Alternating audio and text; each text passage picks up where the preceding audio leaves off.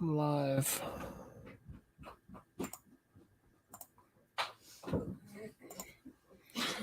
Live.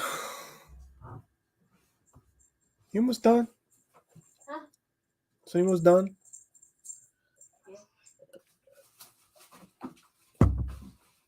You gonna join me? Huh? I said you gonna join me? No? Figures. Huh? What? Why are you running your mouth back? No, I'm not running my mouth at all.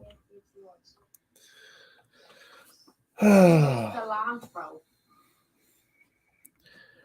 see how that rice cooker works. You're on your own. I ain't helping. Why? Because You're no fun. it's shit you wanted to make. I ain't fucking helping. Yeah, you are. No, fuck You'll I get ain't. drug into it. You know it. I ain't helping. Yeah, you are.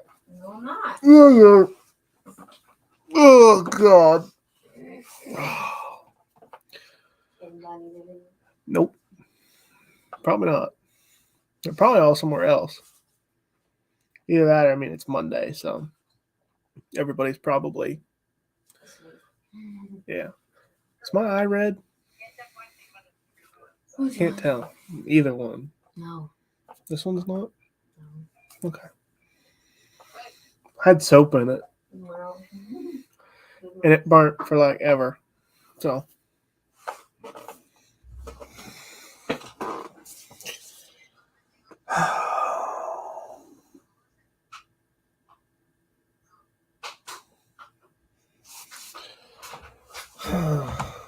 Well, I guess while we're waiting, we'll go to.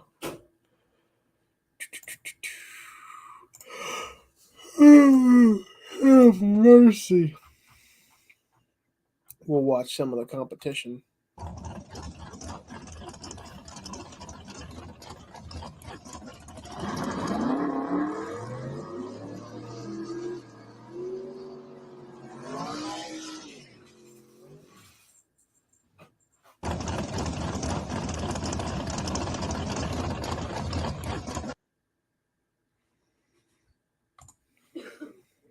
All right.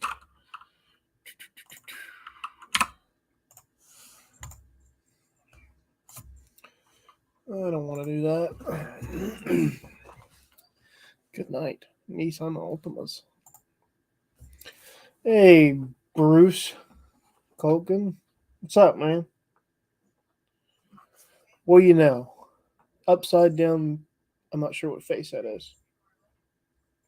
What's happening in your world?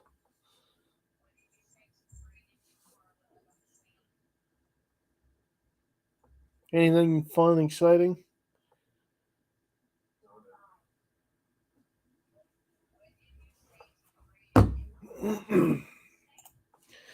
Just gonna do a little Facebook Marketplace searching. If you want to discuss, anything in specific, like race cars and stuff like that, we can. My phone is on 30%. Negative 22. What's negative 22? So how many degrees it is where you are at? Where the hell are you at that's negative 22?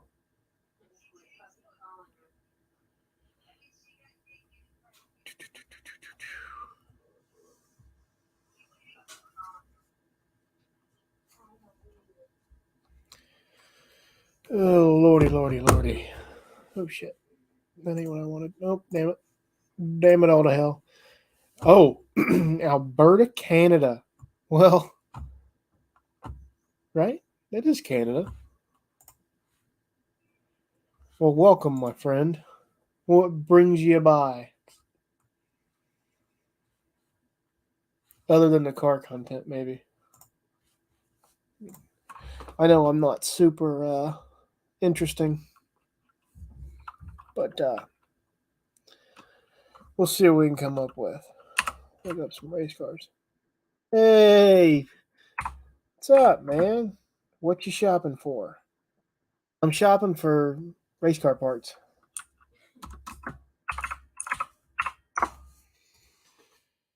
Not fun race car parts.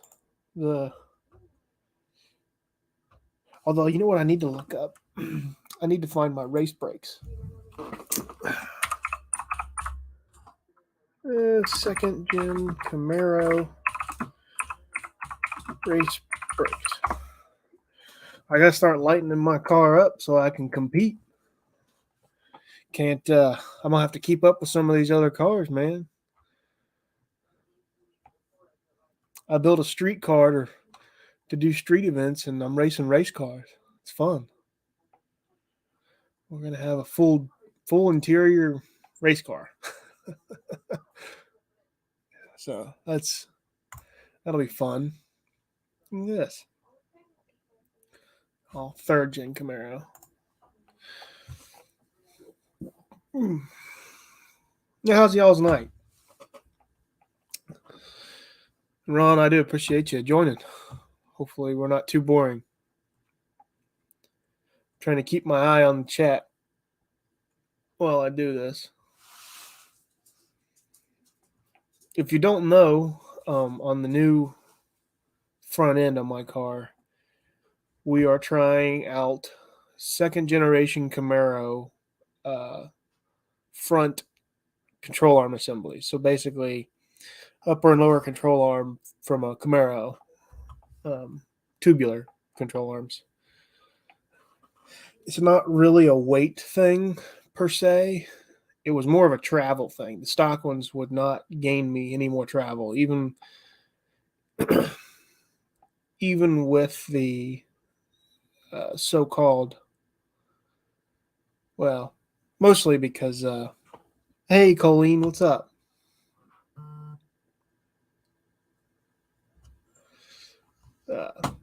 What was I saying?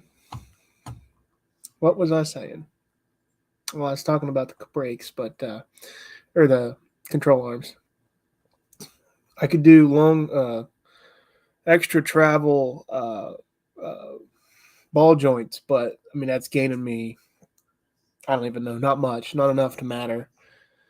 With this tubular setup, it opens the window for long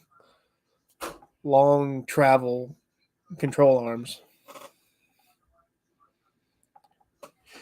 Patrick, or not? You're not Patrick. Ron, yes. I'm trying it. They share the same spindle. So, I mean, the ones that I have bolted up perfectly. I've not driven the car, but I mean, they bolted right in place. So I have to assume, yes, they will. Obviously, we won't know until we drive it, but yeah, they bolt up, and and I basically took the tubular ones, sat them on the ground, and then sat the stock ones on top of it, and they all match, like identical. So it's kind of cool. But like I said, it's not really. These were just cheap. That's why I have them, the Camaro ones. It was more or less a cheap way to figure out if it actually works. I got tipped off that they work from a couple people that are into the 73 to 77 stuff, and I'm like, I gotta try it. We'll see if these guys are full of it or if they know their stuff, which sounds like they know their stuff. They've never done it before, but just thinking about caster adjustment, the frame horns are at a different angle from the Camaro to Malibu. So, like I said, they match up identical.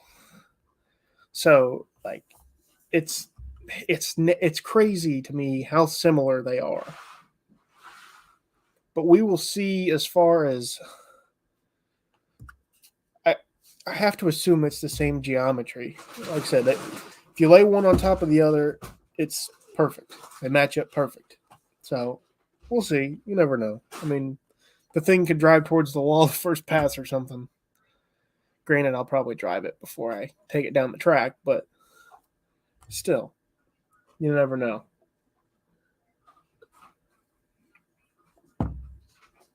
But this opens up, like I said, a new window of opportunity for these body style cars to be more involved in drag racing. I mean, people have drag raced stock stuff forever, but when people wanted to go fast back in the day, they just cut them up and threw parts at them. And I guess technically we kind of are throwing parts at them, but these are bolt-in parts, not stuff that you have to cut and weld and do all this stuff. This is bolt-in stuff. So the guy in their home shop can do this upgrade. Just more stuff like that. I mean, that stuff matters to me. I mean, obviously to a guy that has a whole race shop, I mean, it probably don't matter, but to the homebody here, the DIY guy, it matters. And then it gives them a whole opportunity to have cheap GM cars as well, because the 73s or 77s are, well, they're not exactly Camaros. They're not expensive. So that helps as well. But, the more we can put more on the road, the better. I mean, I've grown to love the community of the Laguna, the 73 to 77 people. I think the community around them is great. So that's kind of what's kept me pushing. In the rear end, I'm there's going to be it won't be technically bolt-in, but it could be upper control arm brackets so that you can do factory. The lower control arm bracket for the rear will be factory. If the math in my head and on a calculator is right, the lower one will be factory. The top one in the rear will be what was it? I don't know. It's going to be an adjustable box, basically torque box, but I can't remember the number. I think it was like 4 inches down. So the bar will be like that at the top to initiate separation instead of squat. It'll be anti-squat. I'm not sure how much percentage. I'd have to do it again, but it's crazy. It's crazy what you can do. It really is. With the increased wheel travel from the original steering box location, bump steer will be consideration. Lots of work with a tape measure. So I don't have any of the original steering components. My car is on a rack and pinion. So that still doesn't mean that I can just ignore that factor, but I don't have any of the stock stuff. So I'm pretty lucky there. In the style of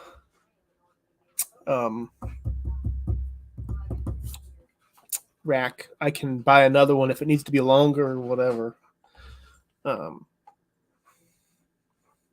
Which I don't know if we've ever had a problem with it. Bump steering with a rack, you can just relocate it. Yeah. It's what I thought. But the only reason we went with a rack was just not really weight, but cost effective. It was everything was going to need replaced, like everything in the front suspension. I mean, the car had sat forever, so I mean, everything was dry rotten. It was better to do a rack now than to crash the car trying to use stock stuff that it's just not, it wasn't worth the money to buy the stock replacement parts when we could drop weight and also add more ability to have race components, I guess you would say, in the future, which was my main goal. It was power steering. Yeah, power steering. It was a power steering. It was power steering, power brakes. I mean, the car was, it's kind of sad. I hated that we had to cut it. I mean, we didn't really cut it up, but I hate that we had to make it a race car. And now there's the reasons that I built the car. Oh, man, they're sick. Well, enjoy your evening. Stay warm. Be safe. That's all I can say to that. Don't get sick. What was I saying? Oh, all the reasons that we didn't restore the car. All the parts that weren't available then are now just happen to come out. Like this year was they've released floor pans, full floor pans for our cars. Never had that when I was building it. Someday it will have a factory floor back in it. This year, absolutely not. There's no way. I couldn't do it. Well, in all reality, I couldn't do a trans tunnel anyway. A factory when they're too small, I think, for the 400. It may fit with enough beating, but who knows? But yeah. So we've also, with the new front suspension, we're doing double adjustable coilovers, which A, will give us more control of the front end, and B, lets us lower the car compared to the original stock coil spring with the double adjustable shock. So we kind of get to pick and choose now where we want it. I've dropped it 4 to 5 inches. I'm not 100% sure. They are no name stuff. I mean, it looks like you can buy them. From what I've looked up second gen Camaro control arms on Google, and the ones that look like what I have are on eBay with no names on it. So I don't know what they are. I don't know if some Chinese company made them. I mean, they're not badly made or anything, but they're definitely not like a name brand of anything. Yeah, no name parts. I mean, that's really what it is. Like I said, when I Googled it, I found what they look like, but there's no name, like brand name. It was just probably somebody making them in their shop or something. Or, like I said, somebody in China making them and send them over here. But it's interesting. I mean, I'm not super ingenuitive, but we need. Okay. But, any way I can help out the community that I'm in and make the car more efficient and faster, it's a win. And for cheap. That's the thing. And if all this stuff works, now you're opening up like super lightweight brakes. I mean, super lightweight spindles, like everything. I mean, they make a lot for the second gen Camaro. So kind of opens up the abilities for the 73 to 77 guys, which is amazing. I'm not like an innovator or a pioneer really, but I call it that because I've not seen anybody do mass information leak with that information. So everything that I learn will go right back into the people that helped me get to this point and giving me ideas. So it's kind of cool to see that happen.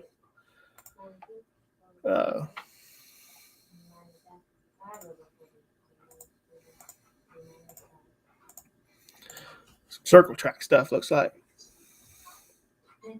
Maybe not.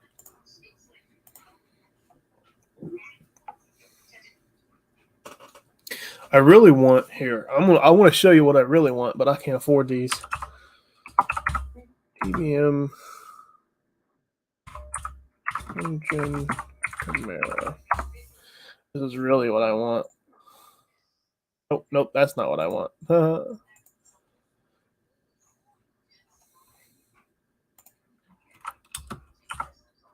Brakes. There we go.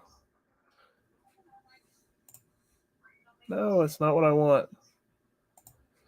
Why is it doing that?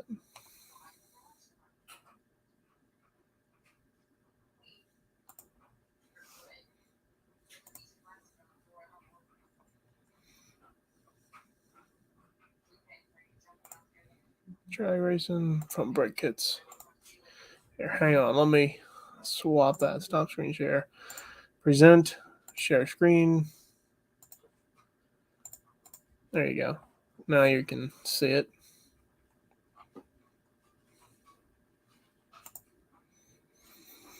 So let's see.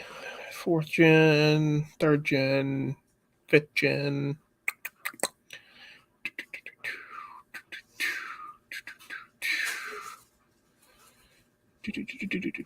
There it is.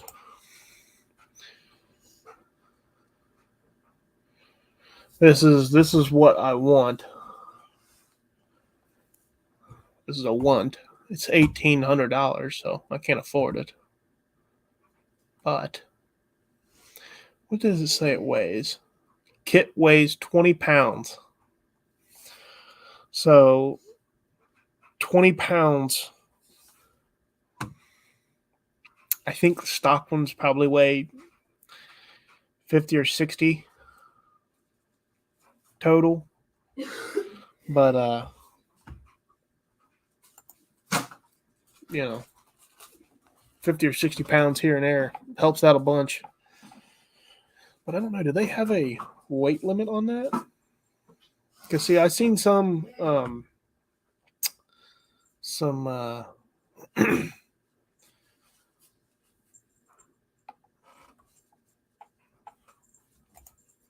Yay. you got one person watching. Woo. Yeah, that hurt my stream screwed up. I know. But man, they're lightweight. 20 pounds for two of them. So both of my both of my front brakes would be 20 pounds total. 10 pounds. 10 pounds a piece, yeah. You put that on your car? I don't know. I gotta call them because the ones that I found cheap in Bowling Green, they say for 3,000 pound The ones only. that you sent me? Yeah. And I don't know about you, but my car's not 3,000 pounds. No. So You put them on, drive it, and snap. I don't think they would snap. I think they just wouldn't work as effectively. They wouldn't slow the car down, basically. I think. I don't really know. I'm not exactly a scientist, but it's what I sniffed out. Oh, Wednesday, we gotta drop off wire. I'm glad you brought that up, Ron. That is exactly, I found a set of used 2nd gen Camaro. Okay. 2nd gen Camaro brakes in Bowling Green, Kentucky, aerospace components. But when I looked on their website, it says for vehicles under 3,000 pounds. I'm like, okay, my car's not under 3,000 pounds, even with some weight reduction. I'm going to call them and see what they say. I mean, the car, ideally, if we get all the weight out that I think we're going to get out, will weigh 3,600. 3,500 maybe if we're lucky, which that means right now it's sitting at 3,900. So 400 pounds. I have to get rid of 400 pounds. So we'll see. We'll see what it is. You never know. If that's also not including, so last couple years it's been a 20-gallon fuel cell. When I weighed it, that was full. We're going to a 10-gallon now, so we lost the weight of however much aluminum that is, plus that difference in fuel. So I don't even know what that is. Maybe.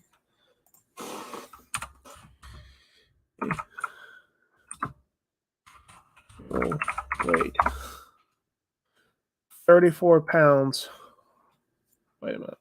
Hang on.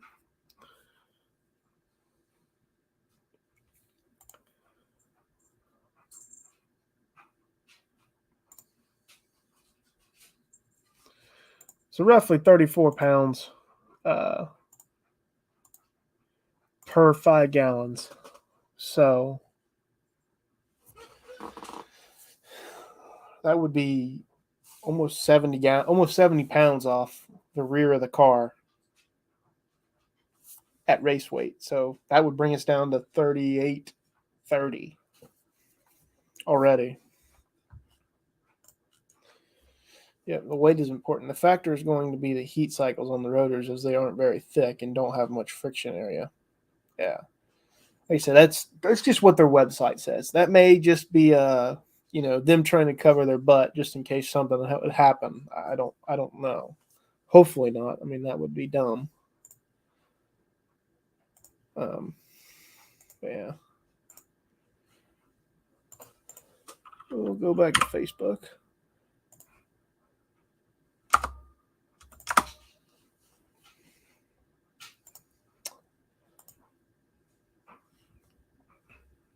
Yeah, that would be 30. What did I say? 38.30.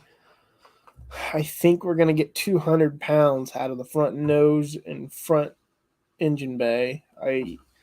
We've got a better steering column now. I think we've lost probably 2 or 3 pounds. My buddy had a rotor brake at speed. It wiped out his left front fender and nearly put him into the wall. Dang, that's not good. I try, and this is probably just the paranoid me. I try and look over the car a little bit.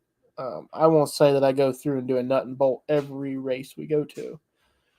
At least once a year.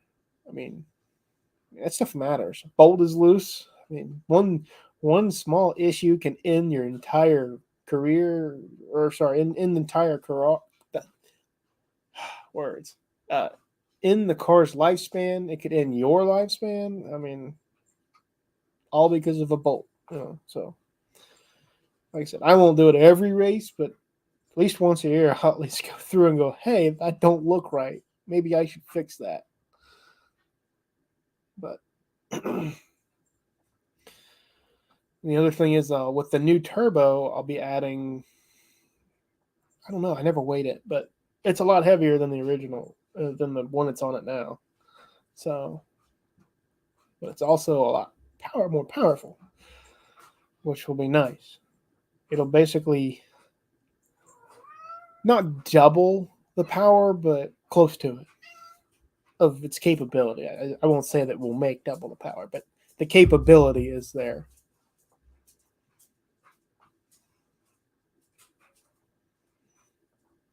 But yeah, I mean, oh really? Well, I'll have to call them and see where the part numbers is then, because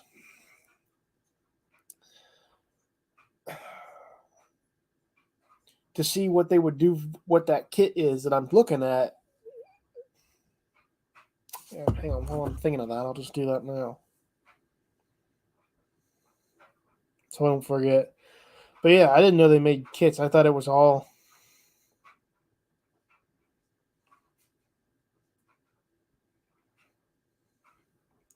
Thought it was all.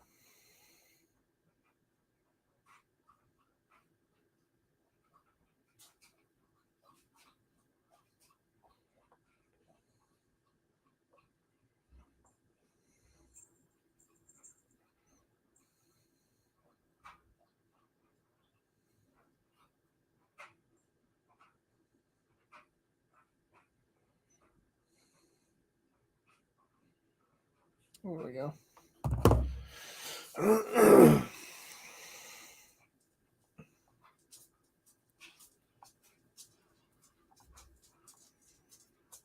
£4,000 cars. Well, hopefully the car will not be 4,000 pounds anymore. Well, it's not going to be. Like I said, the motor that we got takes away 100. Yeah, I mean it should. In all theory, it should. That's where I'm at with it. I'm hoping so.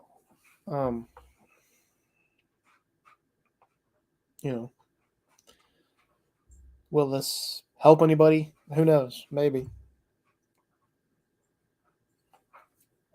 I like my cup. Well, you can't see that. It's a Pepsi cup.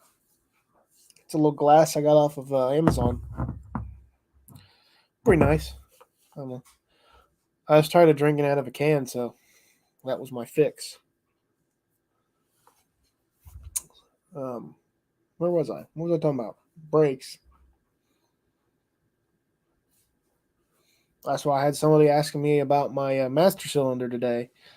I posted a picture of the car on Facebook or whatever, and someone asked about the master cylinder, and I'm like, well, it stopped from almost 150 to 0.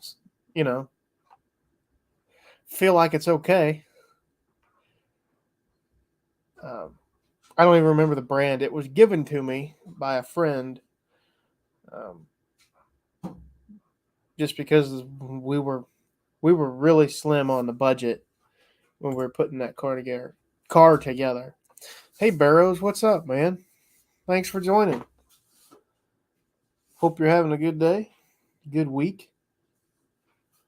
Just kind of chillaxing here. I don't have a whole lot for anybody. I just thought I'd go live and enjoy some time with some cool people. Talking about race cars, stuff like that. We can talk about anything. We can talk about Fords. We can talk about Chevys. I don't know much about Dodges, and I don't know much about Fords, but somebody can learn me. I know a little bit about LS Motors.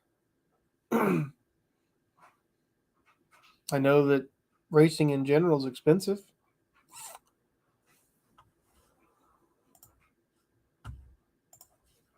Yes, all the good stuff. Yep, I'm just here to relax and have a good time. Got some health issues we'll probably get hopefully figured out by Friday. Then we'll be back up on the level and, well, ready to go. Kind of. Hopefully the healing process, if I'm able to get the surgery, I'll be in the healing process, which hopefully that goes smoothly.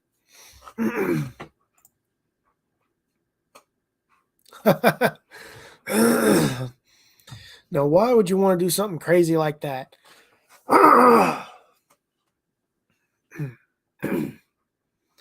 VWs.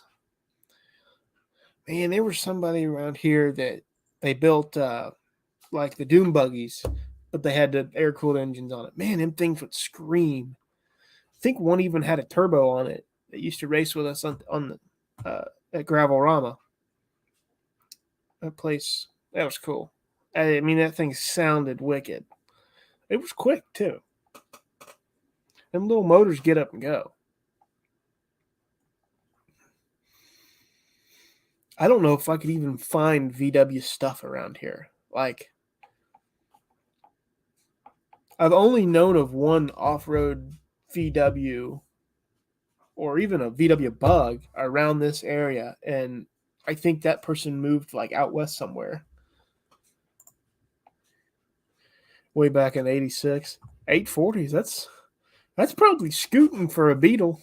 I mean, that's probably pretty quick, especially being that little itty bitty car. Man, they can't weigh much. They can't weigh much. Now I'm curious. What year did you say it was? 66. What's a 66 Beetle weigh?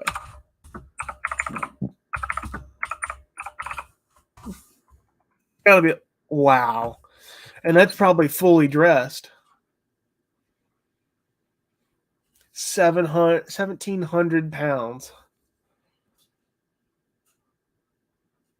What? Dude, it's like the ultimate race car.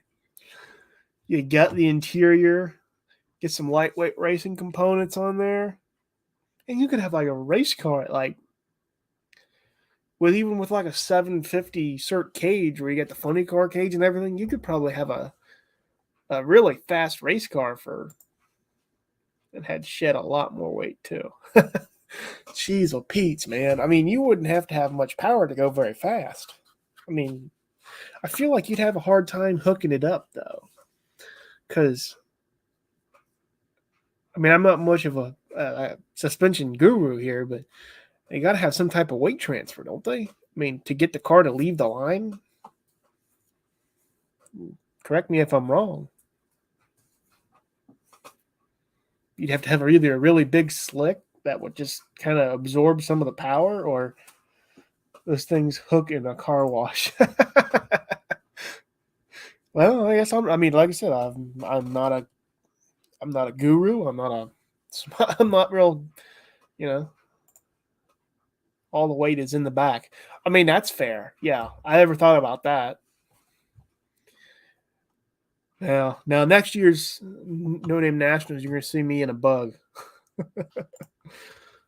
The engine is behind the rear axle. I race on a 5-inch wide slick. See, now that's just crazy. That's literally half of the tire I have. That's less than half. That's nuts.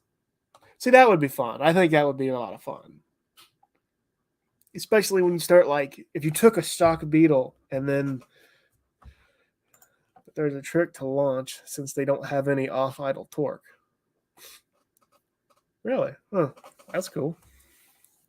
But see, like, if you just took a stock Beetle and then started doing upgrades, taking weight off here and doing that, I think that would be a lot of fun for somebody. And I don't know how expensive Beetles are, but that could be a cheap way to get into racing. I mean, having a good time at least. It's super lightweight. You don't have to get super expensive race car parts to, I wouldn't think, to run a 10 or something like that. Or maybe I'm wrong. Maybe you do. But I mean, you have a blow-through setup. Hold the clutch to the floor, stomp the gas, count to 3, and dump the clutch. I mean, isn't that what we all do? That's how you should drive a stick car. That's why I can't own one. Oh, that's cool. That's why I can't own a stick car, because I would have it broken every weekend. Trying to race it, trying to do burnouts, or I mean, I would not have a good day with a stick car. I'm too much of a child. I'd be trying to do clutch kicks, and I'm an automatic person. That's probably why I drive a Toyota Camry to work too, instead of a V8 muscle car. Because I'd get into a lot of, maybe not a lot of trouble, but I'd try and do a lot of things with a muscle car that's not meant to do it.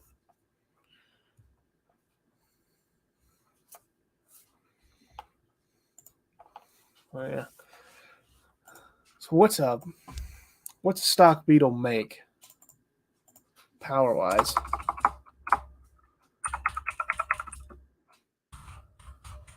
Probably like 80 horse.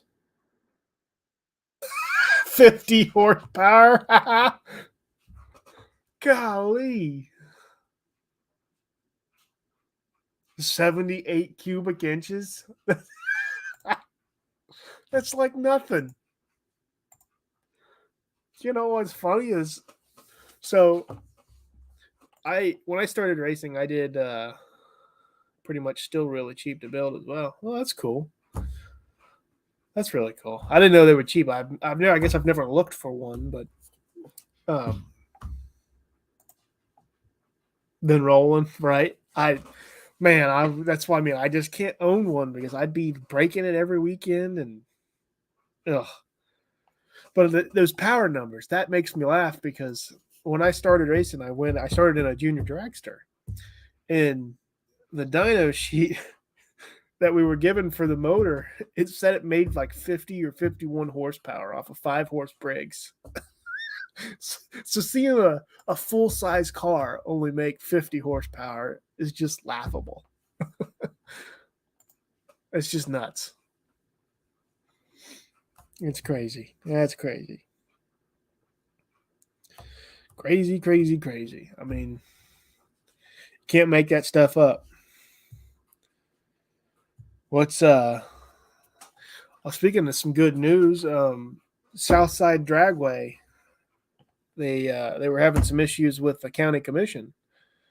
They went to the commissioners yesterday or today, I can't remember, all clear. Some of the neighbors were already trying to get them to have a sound ordinance for their racetrack there in West Virginia. But they already said. Let me find the post. It says we are good to go. There is no noise ordinance in Mason County, and if they pass one, we will be exempt. So, step one or add one. Karen 0, racetrack 1. So that was really cool. I was pretty happy to see that. That was pretty cool. I'm glad that they understand that tracks bring people bring money brings money for the city. So, in other aspects, food, shelter, all kinds of things. So it's good that they see that. With that little bit of weight, a 5-horse gain on a Bug feels like the same as a 50-horse gain on a Mustang. I'm sure. 1,700 pounds. Imagine making like 400 horse on something like that. I mean, that'd be crazy. My dad raced his 68 all through the 80s. It was good times indeed.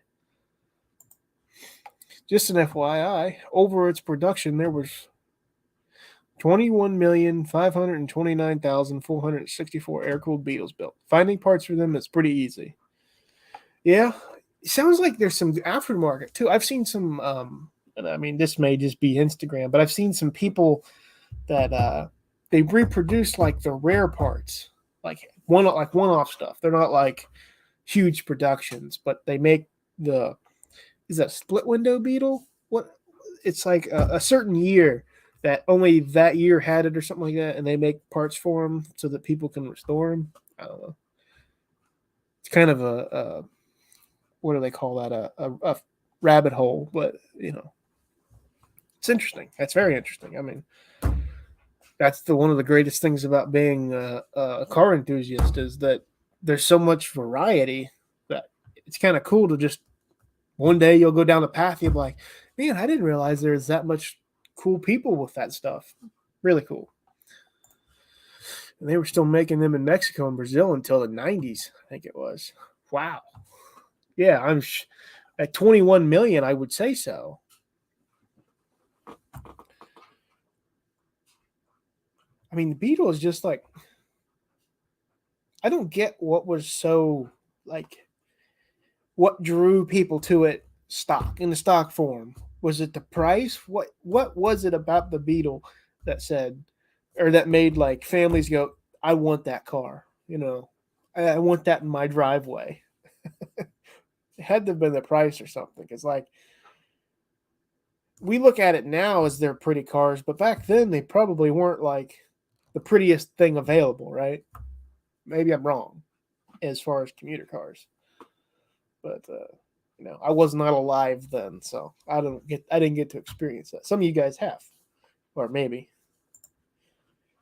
Holly used to make a carbon tank combination for the air-cooled VWs called the Bug Spray. The kit included a 350 CFM 2-barrel. It's hard to believe that. Excuse me, I'm tired. It's hard to believe that a 2-barrel is an upgrade for a car. For like people like us, that's taking a 2-barrel off and putting a 4-barrel on is the way to go. The Beetle was cheap, but it was freaking dependable as a rock. Yeah. I believe that. Super simple to work on them. Almost anyone can do anything they want to those crazy little things for pennies on the dollar. Hey, I would like to, if I was going to own a small commuter car like that, I'm more inclined, and it's just because I'm a GM guy, I think, like a Chevette or what was the other one? These engines came from the factory with a Solex Limited car that had a throttle plate the size of $50. Holy moly. And you know what's sad is I believe that. I mean, it wouldn't take much air for an engine of that size, I wouldn't think. I mean, how much were they? 1,285 cc's? I mean, a 400 EX. I mean, it would be like 400 EXs. It's not much. But driving one in January is the 7th level of hell. Yeah.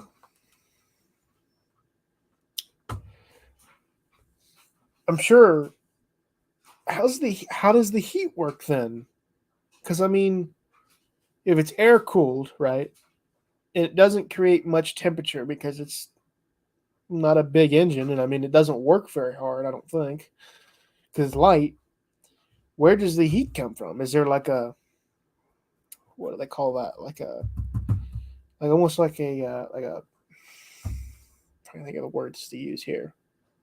Like a heating element that blows air past it. Because I mean, like a short circuit, basically a short that heats up a coil. Fins that pull the air off the exhaust manifolds. Oh, okay. I mean, that would probably work. Because I'm just thinking in my head, I'm like, man, if they're air cooled, they have to be really cold with the air. I mean, like, let's say it was 30 degrees out. You know, the engine might be running at 60 degrees or 70 degrees. Probably hotter than that. I'm probably not giving it enough credit. The heater uses forced air from the fan shroud directed over the exhaust heat exchangers and runs through tunnels on both sides of the car to the dash. That's cool. Yeah. Yeah, it's a weird thing of engineering. I mean, I would love to shake the guy's hand who designed that car because I mean, it's literally just a bubble. Like I guarantee you they had to be like super creative in how they ran certain wires and it's really boxed in pretty well. Let's look at some pictures of it. I mean, I wonder if they have a cutout of one. Oh man. Dr. Ferdinand Porsche designed it.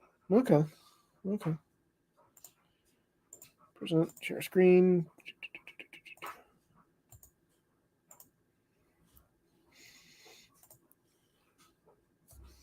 So, I mean, look at how small that is. I mean, that's the frame right there. That's nuts. Or that right there.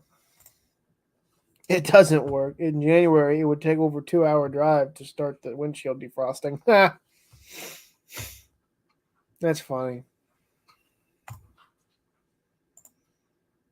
I mean, they're nice looking cars. I mean, they're not like, it's not no Camaro or, Charger or anything like that. But I mean, like, they're neat.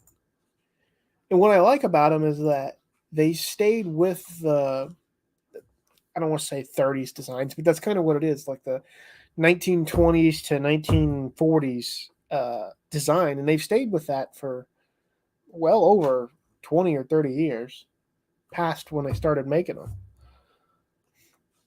I mean, what was the first year for a Beetle? I'm not, let's see. I'll look it up. If you guys know, what was the first year that they made the Beetle?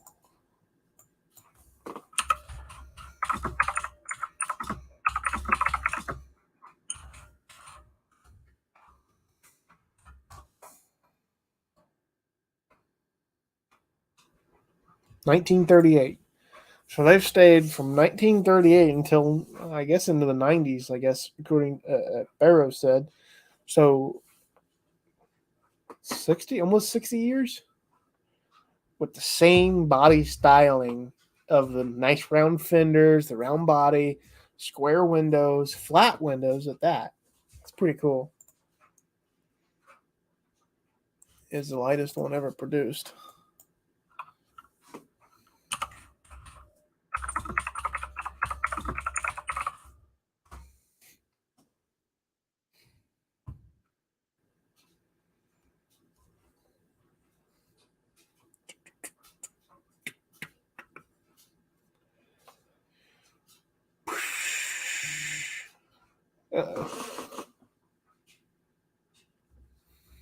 Oh, he sent me a He sent me a.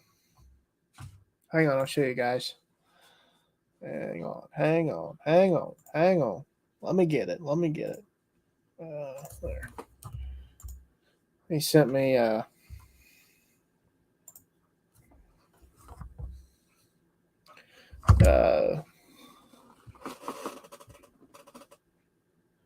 really cool picture of his Beetle.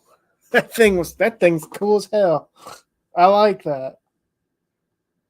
I like that a lot. That's cool as hell. Those were the street tires. See, they look bigger than that. I mean, you said they're 5 wides. They look bigger. It might be because it's on such a small car, but that's funny. That's funny. I like that. I like that a lot.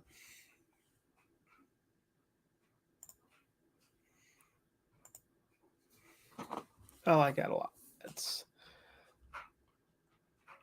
Let's see what a Beetle costs. Let's say, pick a year, 1970 Beetle for sale. Let's see if we can find a.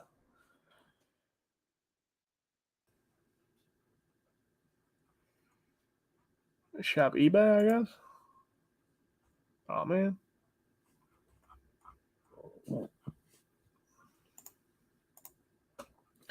Maybe I should do that. Those were GR50 15s, about 9 inches wide. Okay, that. The slicks were on stock wheels. I got you. If I remember correctly, I've even heard some people like the 2685 15s. I've heard some people that raced motorcycles back in the day that they would sell their slicks to like Beetle guys that couldn't fit the 28-10-5 slicks under their cars, and they would sell them the 2685. Kind of cool. Okay, now I have to. Facebook.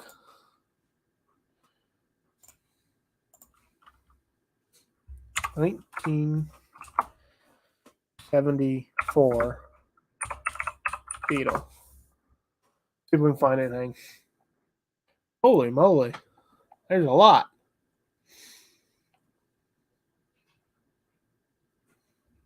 $700.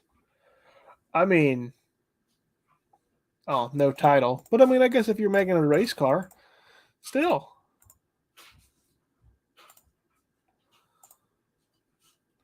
That's hard to complain.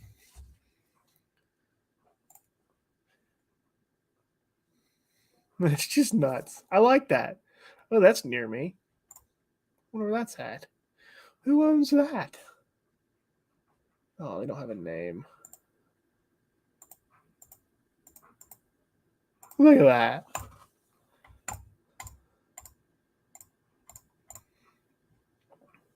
I'll go get that. I wish I had $2,800 to go get it. I would. I think it'd be fun. What I like is these, the Carmageas.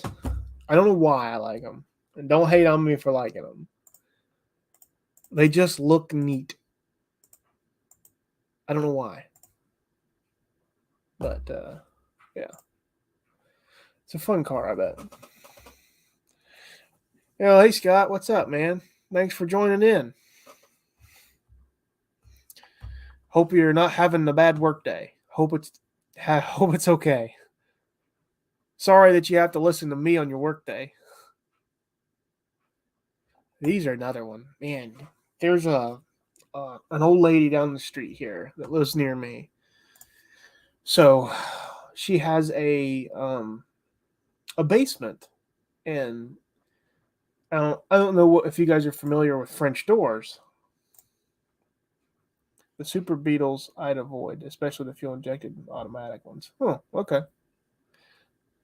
But anyway, they got French doors, and so this lady, and from the road, I think it's an MGB or midget, whatever they call them. She opens the doors like French doors, like a human person would walk through. and pulls the car in and then pulls it out when they got to move something out. So somewhere down the street from me, so Scat offers a 3-liter air-cooled engine for one of these things. Midget is about half that size. So it must be a midget because, like I said, it fits through French doors. And like I said, if you're not familiar with French doors, they just like 2 open doors, basically. Like 2 man doors next to each other that open, right? And she drives it. I don't know if she drives it. Maybe pushes it in and out.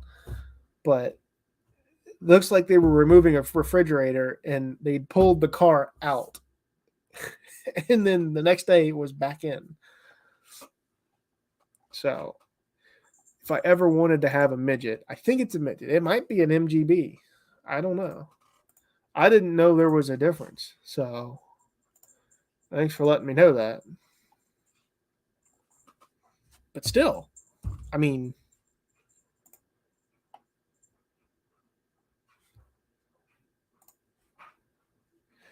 yeah, 3 liter. It sounds like a lot, which I think it is. I mean, if you really think about it, 3 liters is a ton for an itty bitty car like that.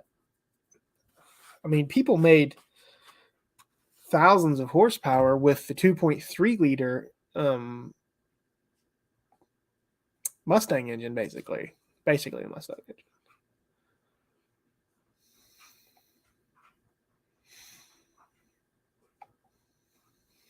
Man, this makes me cry.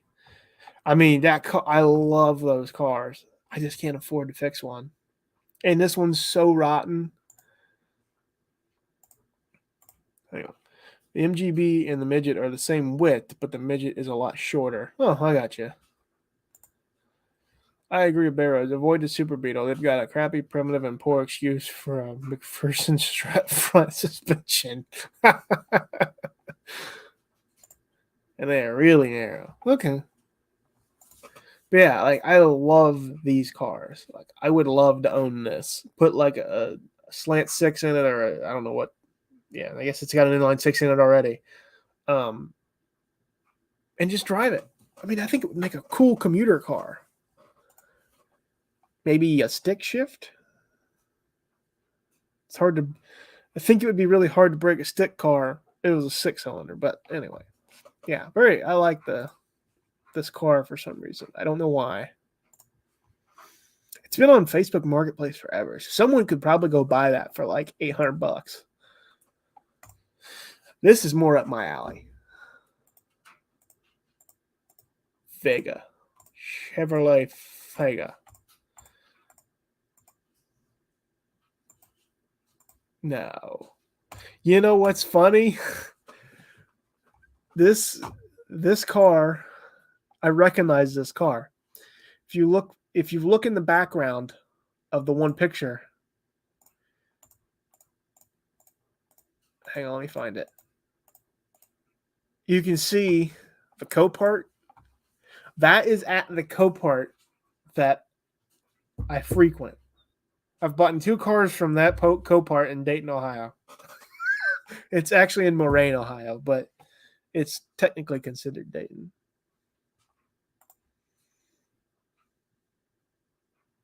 Was an engineering failure. I mean, if it's me, I just put a V8 in it. I mean, that would be the way to go. Why would I? Because I didn't think, and maybe I'm wrong. I've never owned one. I've never had my hands on one. But from the looks of those engines, they look junk. I mean, they just look like poor, like you said, poor engineering.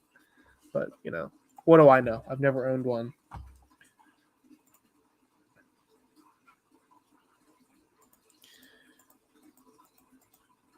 And you know what's funny is it's a pretty new one, but I'd love to have a Vega shell to dig there. I mean, yeah, it's all wants and needs and all that junk, you know. I mean, V8 Vegas are way cool, but changing I feel like I have that vocabulary down. I just need a vehicle to put that into works. I need practice. That would be the practice. That would probably be a lot of practice. See, I love and hate Facebook Marketplace. I look up 1974 Beetle and a 48 Chevrolet Fleetline pops up. A 77 Pontiac Trans Am. Like, what? An Impala. Another Impala. Like, what's wrong with this? Something's wrong with this picture. Oh, Lordy. Ooh, Corvair. That's another one that's not very popular. Hey, what's up, 6%? What's going on, man? Hope you're having a good Monday evening. But it really isn't popular. And I don't know why. Like, they're not ugly vehicles. Well, I mean, to some people they're ugly. But to me, they're not bad looking. I'm sure they were, quote, death traps. But, I mean, we all got to die someday. Like, look at that. It's interesting. It's a stick shift. It's got a tack. I mean, who puts a tack in a Corvair? I love it. I love it. Let's get back on. These are the ones I don't like. I don't like these vehicles. I don't know why. Ow. My cat just ripped the 65 Corvair was 65. Was that the new body style or was that the old one? I feel like that's the new one.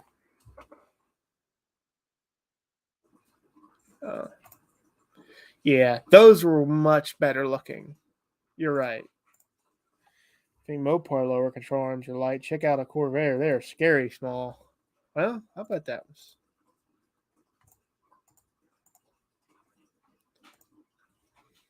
I mean, and you know what? It's funny. I've seen a lot of people call them miniature Camaros, and it bugs so many people.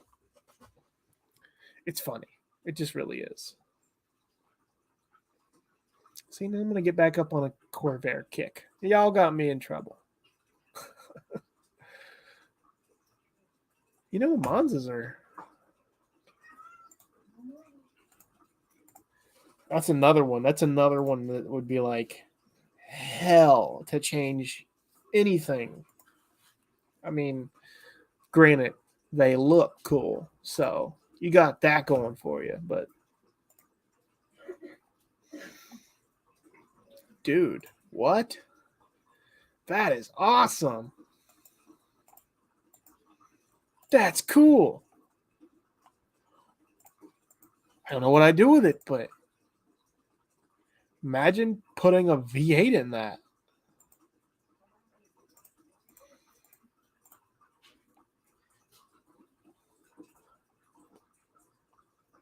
Dude, I mean, that would be like poor man's Lamborghini.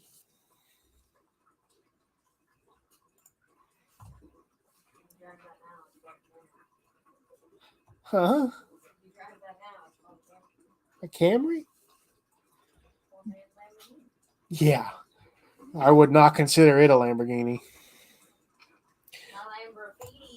I have Lamborghinis. If I drove that car, I'd probably need my Lamborghinis. Well, I got 9 people. But nobody's live with you. No. Good. Party pooper. Oh, I've not invited anybody on. I probably should. That's my fault. I'm sorry. How dare this guy? Here, if you all want to join, if you don't, you don't have to. But if you want to, there's the invite. Ew, a TR7. You don't like the TR7? What's wrong with the TR7? Besides everything. I was about to say, besides, what's good about it? These are just hideous cars. I've never liked them. I don't know why. You don't like them? Yes, I do. They remind me of an ugly RX-7. And I love RX-7s. So, what is this? Oh my God. Honey, this is close. Damn, it's 2,500. Dude, that would be a cool race car. Yes, it would. There'd be nobody else that'd have one. There's nobody else that has the car you have now. I know. But this is legit. No. This is legit rare, not Laguna rare. That's just dope. I love it. I love cars like that. That's why I have an addiction. It's better than drugs. Sometimes it's probably not better than drugs. It's probably more expensive. What? Oh, she meowing. No, she's screaming. This is another car that people sleep on. And I don't know why. They're so pretty. Like, yes, they're ugly at the same time, but they're so pretty. Like, they're boxy. They got body lines here and there. Like, the TR7 was originally built in '74 with the sole intent of sitting in someone's backyard for 50 years before getting an LS swap.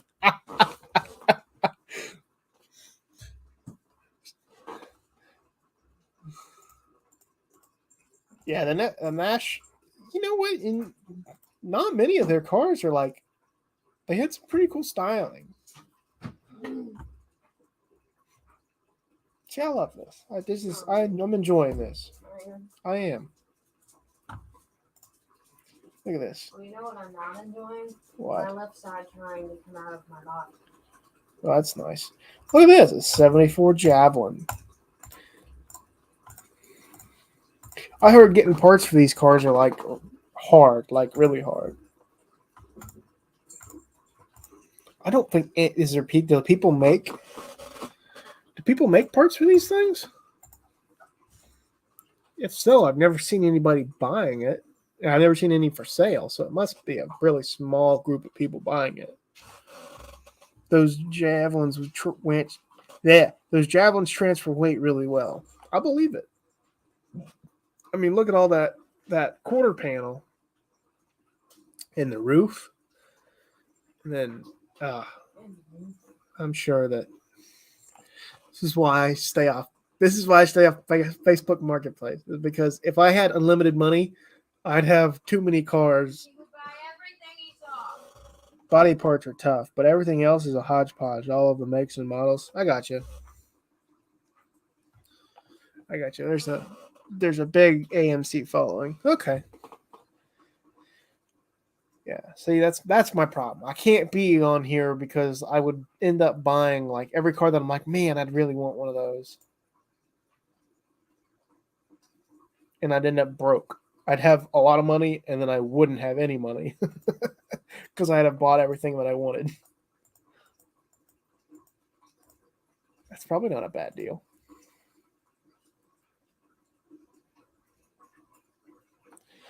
It's 68 to 69 Rambler American hardtops. Oh, okay. Yeah. Ramblers.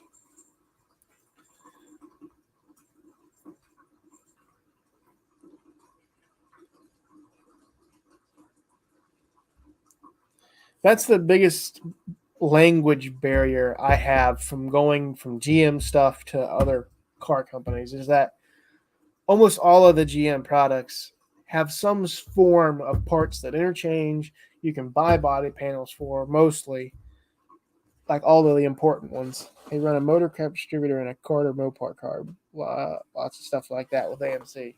So yeah, it's like basically just a company that's built around, we'll take your parts, and we'll put them together. Oh, this is cool.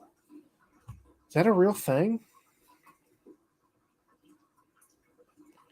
Dude. It's Lotus. That makes more sense. Lotus 907. 120.5 cubic inches. Only 511 made. Golly. There's probably a reason. Oh no, that's a cool looking car. Like you were probably hot stuff if you had that back in the day. I have a 500. I got one 500. Ah, Lord, Lordy, Lordy, Lordy. Some Mopar action here.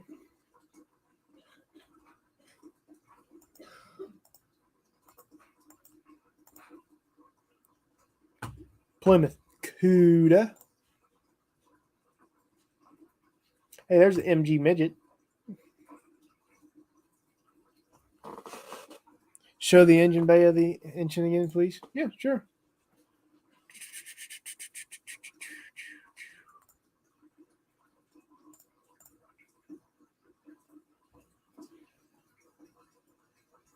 There you go. I don't know what you're looking for. I don't know. Was there multiple pictures? Nope, just the one. Just that one. So I assume that's looking down from the top of the engine. I'm just assuming here, and you know what that means. Makes an ass out of you and me. Does that have side draft carburetors? Is that what that aluminum looking piece is? And those two pieces, those two black things that say Jensen and Healy are the valve covers, I assume. Because that's man, it just looks funky. This guy needs to work on taking better pictures of the car. That's for one thing. I don't want to pick on him, but I don't tell me much here.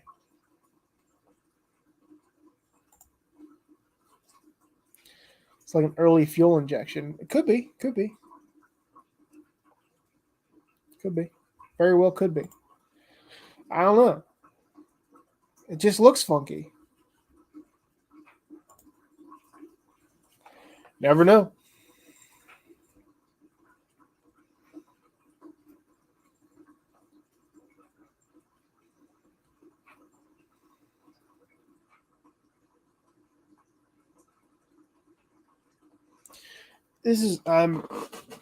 But I know nothing about those. Right. Me neither. I barely know anything about what I got now. I just know enough to get me in trouble. But what I love about this is it opens when you search something and then it has a list of other cars that people have listed. It gives you an idea of truly how many old vehicles there are out there for somebody to fix up and use and enjoy. Like, you don't have to have a Camaro. You don't have to have a Chevelle. You don't have to have this. You don't have to have this. There's so many different options. I think that's what's great about what we have now as a community. Like, look at this. A Sunbeam. Of all things in the world. Those are cool. Those are pretty cars. I mean, this one's pretty rough. But I mean, hey, I've seen a lot worse restored. So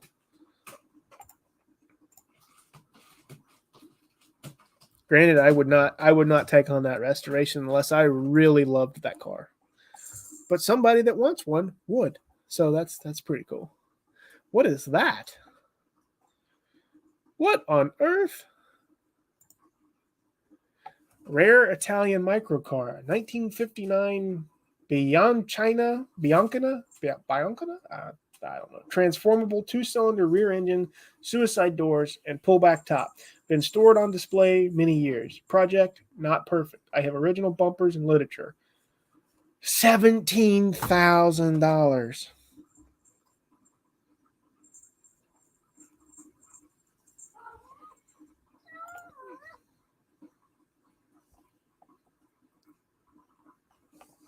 Whew, that was expensive.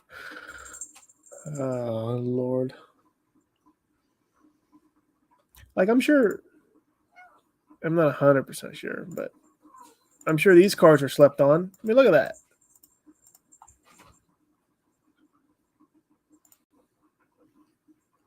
so many projects out there. Like, there's just never enough time to save them all. That's what sucks. What's sad is I hope people keep them until they sell them or fix them up themselves. Ooh, a Slant Eye Continental. Slant Eye Continental. Like, where did you see that? Let's see. Slant Eye Continental. Am I missing it? Did I miss it? Oh.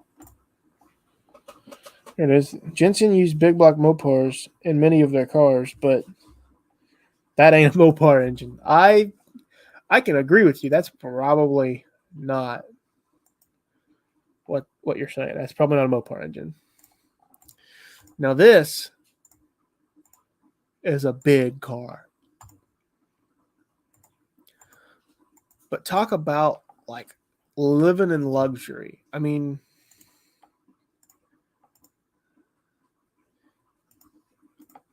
just imagine that rolling off the showroom floor, all sparkling clean, nice, the nice interior all pluffed, and I mean, just getting in it for the first time and driving it down the road. Imagine the feeling that felt like. You know, you just got done doing the paperwork on it. I mean, God, I just can't imagine. It's a living room on wheels. I believe that. It's crazy what they built cars back then. I mean, I wish we had styling like this today. Nothing will ever compare to it. I'm sorry. There's not anything nowadays that will ever compare to that. So I hope someday that we get back to it.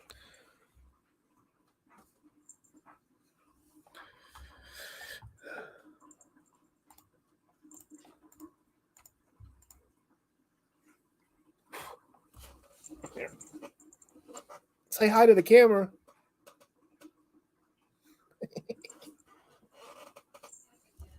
Yeah.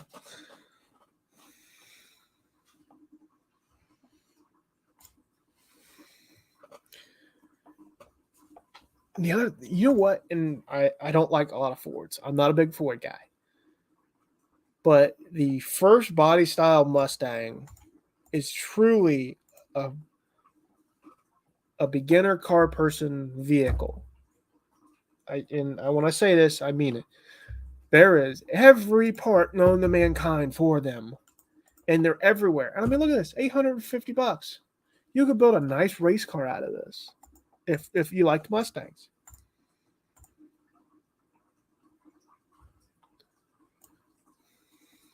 I mean, cheap. This is what I thought you guys would like.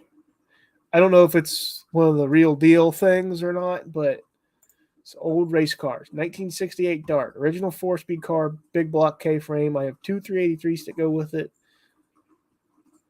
I mean, I'm not 100% sure if this is the real deal thing, but I don't like the pro stock style, but I mean, it's pretty cool. That's pretty cool. Just imagine it running down the racetrack back in the day.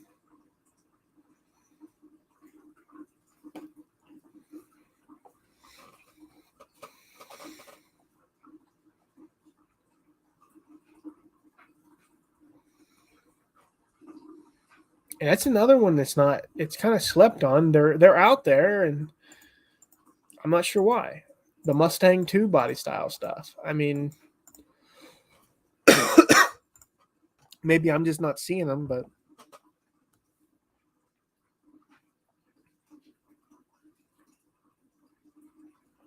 you'll own one someday. I know you will. Just takes the right time, the right place, and the right amount of money.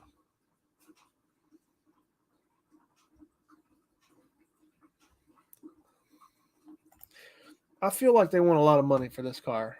I'm not a Mopar guy, but like it just seems really rough for $6,000. Again, I'm not a Mopar guy, so maybe this is really good. It has a 71 440 in it. I don't know if that means anything. I mean, a 440 is a 440, but Dodge offered a 426 Hemi Superstock Dart with the fenders already cut out to clear the tires. Plymouth didn't have to cut the fenders on the 68 Barracuda because the rear wheels are huge. Yeah, see, stuff that I don't know anything about, man.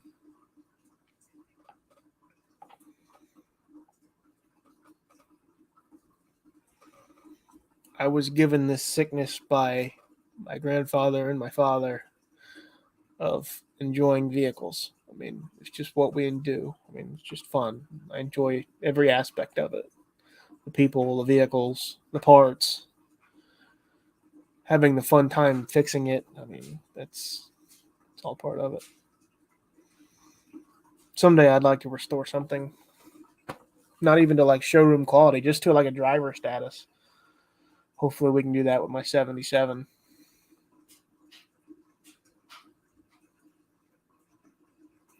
Being a family car, a family heirloom, I might do a somewhat full restoration on it.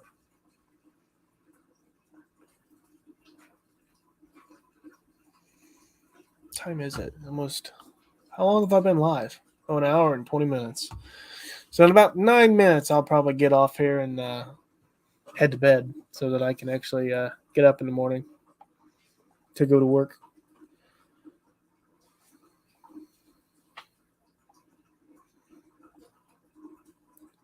But I like the slept-on cars. I like the cars that people go, I don't want that. Because then, I mean, they're usually cheap. They're usually fun to build. And then even more so, the community around those vehicles are usually much tighter. They're much cool, chill people.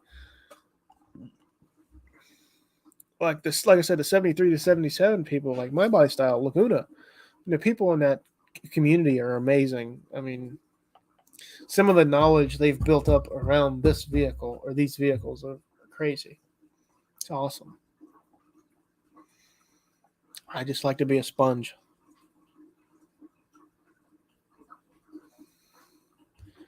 That's not a Chevrolet. That's an International. I didn't realize they put Mopar engines in those. Maybe it was transmissions. No? I think they put 318s in them, didn't they? Hey, there's a TR4. That one isn't bad. TR4. TR4. Oh. Well, Barrows, that one's $27,000. It ought to be pretty nice.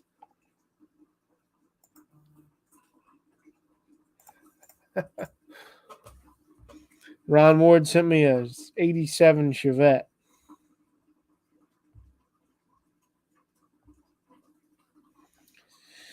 $1987 Chevrolet Chevette.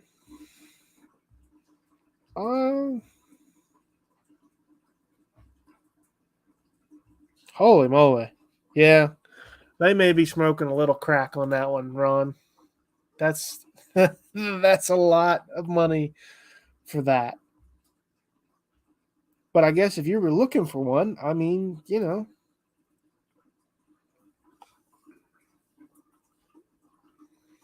Who knows? But yeah, for 27,000, I would hope a car was nice.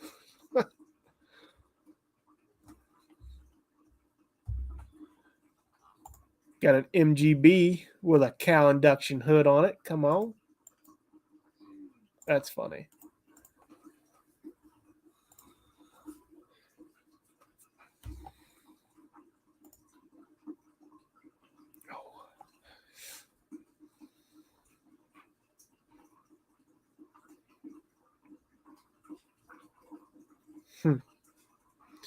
Crazy cars. This one's pretty local.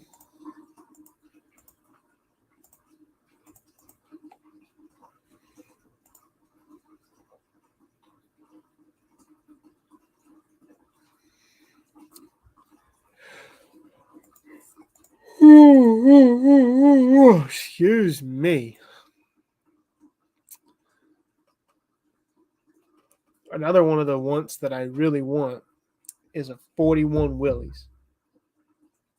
Or yeah, Willys. Or Willis, however you say it. I call it Willys. I mean, at this point, who cares what we call it? Doesn't matter. But I'll never. I mean, even it's the fiberglass bodies I can't afford, so I'll probably never own a 41 Willys. But it is what it is. I can always own something different. Oh Lord.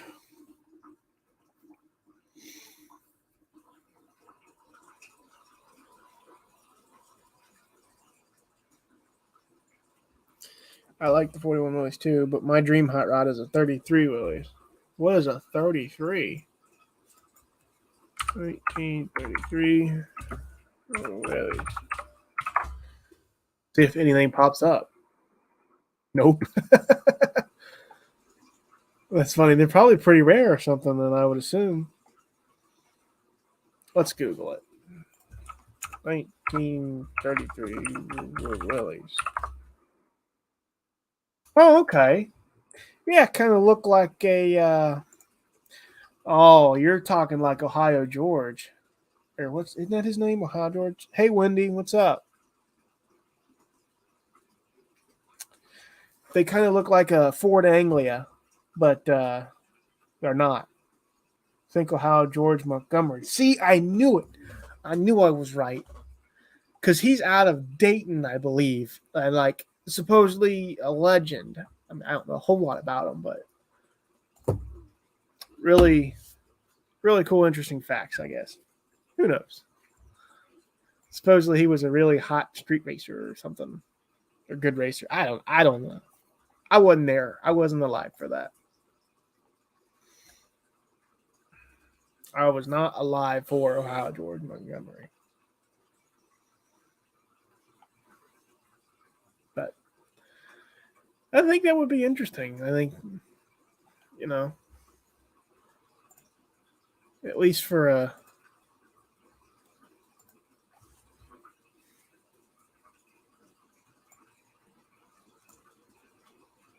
yeah. Oh. All right, guys. I think I'm going to end it here. I don't have much else to add. I'm tired. Ryan Looms did a really cool YouTube feature on him. It's worth the watch. I'll have to watch that at my lunch break tomorrow.